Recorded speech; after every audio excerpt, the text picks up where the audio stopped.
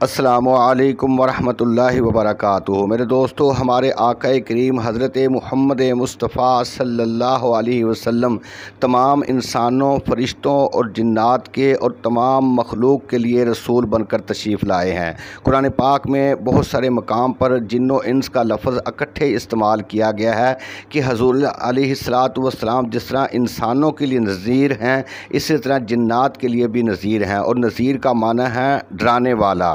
حضور صلی اللہ علیہ وآلہ وسلم جنات کے بھی رسول ہیں، اور جنات حضور علیہ الصلاۃ والسلام کے امتی ہیں۔ ایک مرتبہ حضور اکرم صلی اللہ علیہ وآلہ وسلم نے طائف سے واپسی پر تشریف لاتے ہوئے بطن نخلہ میں قیام فرمایا۔ رات کو اٹھ کر نماز تہجد شروع کی اور قرآن پاک کی تلاوت شروع کر دی۔ ایک جماعت جنات کی وہاں پہنچی اور انہوں نے قرآن پاک سنا، انہیں بہت پسند آیا۔ ختم نماز کے بعد اپنے آپ کو جنات نے حضور صلی اللہ علیہ وسلم پر ظاہر کیا اور آپ پر ایمان لائے۔ آپ صلی اللہ علیہ وآلہ وسلم نے ان کو اپنی قوم کے ڈرانے پر مقرر فرما کر واپس بھیجا۔ جب وہ جنات اپنے وطن میں پہنچے تو اپنی قوم کو اسلام اور ایمان کی دعوت دیتے ہوئے کہا۔ قرآن پاک کے 26ویں سپارے سورہ احقاف میں اس کا ذکر ملتا ہے کہ ان جنات نے اپنی قوم سے کیا کہا کہ قالوا یا قومنا انا سمعنا کتابا انزل من بعد موسیٰ مصدقا لما بین یدیہ یہدی الی الحق والی طریق مستقیم۔ کہا کہ اے ہماری قوم، ہم نے ایک کتاب سنی ہے کہ جو موسیٰ علیہ السلام کے بعد اتاری گئی ہے، اگلی کتابوں کی تصدیق کرتی ہے، حق اور سیدھی راہ دکھاتی ہے۔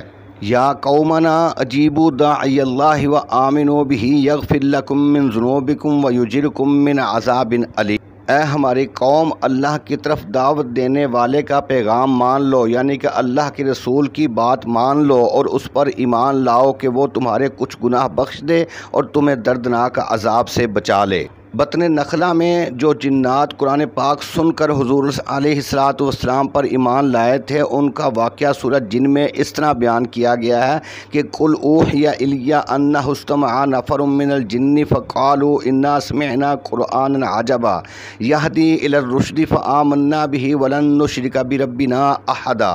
اے محبوب، آپ فرمائیں مجھے وحی آئی ہے کہ کچھ جنات نے میرا پڑھنا کان لگا کر سنا تو بولے ہم نے ایک عجیب قرآن سنا کہ بھلائی کی راہ بتاتا ہے، تو ہم اس پر ایمان لائے اور ہم ہرگز کسی کو اپنے رب کا شریک نہیں ٹھہرائیں گے۔ ان آیات سے ثابت ہوا کہ جنات بھی حضور علیہ الصلاۃ والسلام کے امتی ہیں، اور آپ صلی اللہ علیہ وآلہ وسلم جنات کے بھی رسول ہیں۔ جیسے انسانوں میں بعض ایماندار ہوتے ہیں اور بعض کافر ہوتے ہیں، ایسے ہی جنات کی بھی دو قسمیں ہیں، ایک مومن اور دوسرے کافر۔ قرآن پاک کی سورۃ جن میں ان کے مومن اور کافر ہونے کا ذکر بھی ملتا ہے۔ وَأَنَّا مِنَّا الْمُسْلِمُونَ وَمِنَّا الْقَاسِطُونَ فَمَنْ أَسْلَمَ فَأُولَٰئِكَ تَحَرَّوْا رَشَدًا وَأَمَّا الْقَاسِطُونَ فَكَانُوا لِجَهَنَّمَ حَطَبًا۔ اور بے شک ہم کچھ مسلمان ہیں اور کچھ ترکش یعنی کہ ظالم ہیں۔ جو ایمان لائے انہوں نے بھلائی سوچی، اور جو رہے ظالم وہ جہنم کا ایندھن ہوئے۔ جیسے مسلمان انسانوں میں مختلف فرقے ہیں، اسی طرح جنات کے بھی مختلف فرقے ہیں۔ کوئی سنی ہے، کوئی وہابی ہے، کوئی شیعہ ہے، کوئی رافضی ہے، کوئی مرزئی ہے، اور اسی طرح کفر میں ان کے مختلف فرقے ہیں۔ کوئی یہودی ہے، کوئی عیسائی ہے، کوئی آتش پرست یعنی کہ آگ پرست ہے، اور کوئی بت پرست ہے۔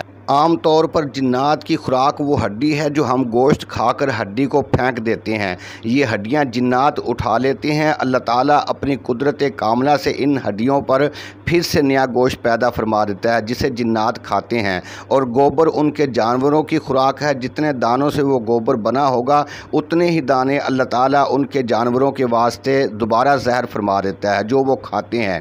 اس لیے سرکار دو عالم صلی اللہ علیہ وآلہ وسلم نے امت کو فرمایا کہ اے لوگو، لید اور گوبر اور ہڈیوں سے استنجا مت کرو کیونکہ تمہارے جن بھائیوں کی خوراک ہے۔ اسی طرح حضرت عبداللہ ابن مسعود رضی اللہ تعالی عنہ فرماتے ہیں کہ جنات کا ایک وفد سرکار دو عالم صلی اللہ علیہ وسلم کی خدمت اقدس میں حاضر ہوا۔ عرض کیا کہ یا رسول اللہ، اپنی امت کو منع فرما دیں کہ ہڈی اور گوبر اور کوئلے سے استنجا نہ کرے کیونکہ اللہ تعالیٰ نے اس میں ہمارا رزق رکھا ہے۔ پھر سرکار دو عالم صلی اللہ علیہ وآلہ وسلم نے ہم کو اس سے منع فرما دیا۔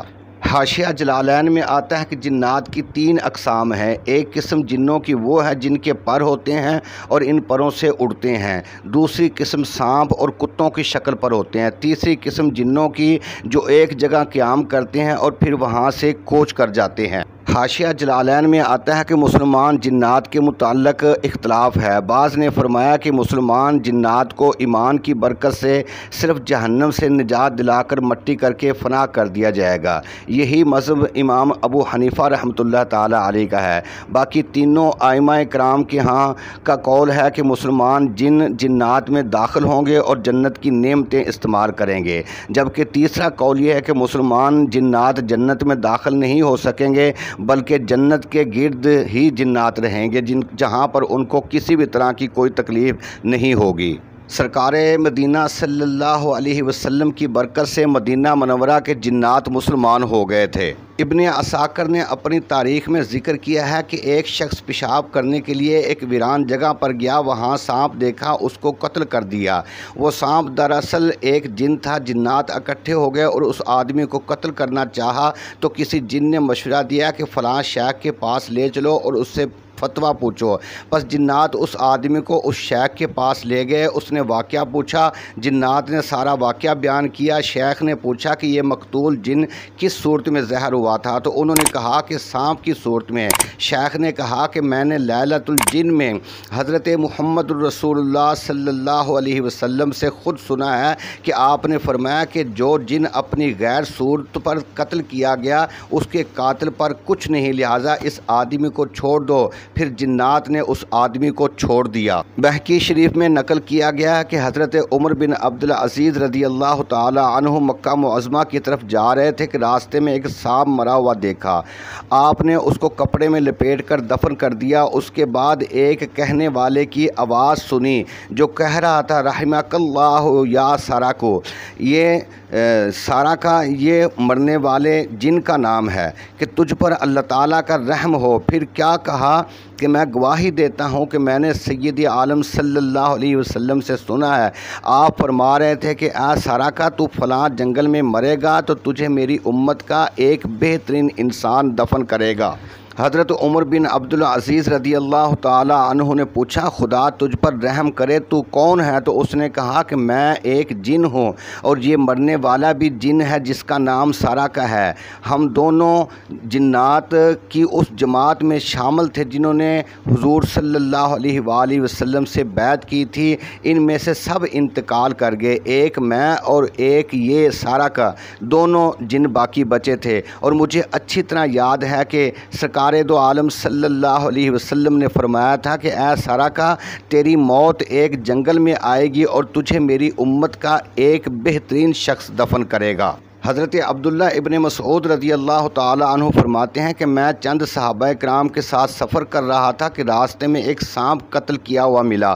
ہمارے ایک ساتھی نے اس کو چادر میں لپیٹ کر دفن کر دیا۔ جب رات پڑی تو ہم نے 2 عورتیں دیکھی جو اس کے بارے میں سوال کرتی تھیں۔ ان عورتوں نے بتایا کہ کافر جنات نے مومن جنات کے ساتھ جنگ کی ہے اور اس کو قتل کر دیا ہے، اور یہ ان جنات میں سے تھا جنہوں نے بطن نخلا میں سرکار مدینہ صلی اللہ علیہ وسلم سے قرآن پاک سنا تھا، اور آپ علیہ السلام نے ان کو اپنی قوم پر مبلغ اسلام بنا کر بھیجا تھا۔ قرآن پاک کی ان آیات کریمہ، احادیث مبارکہ اور ان واقعات سے سمجھ جانا چاہیے کہ جنات بھی حضور علیہ السلام کے امتی ہیں۔ اب مجھے اجازت دیں، میرے چینل حوض کوثر کو ضرور سبسکرائب کریں اور بیل کو بھی پریس کریں۔ السلام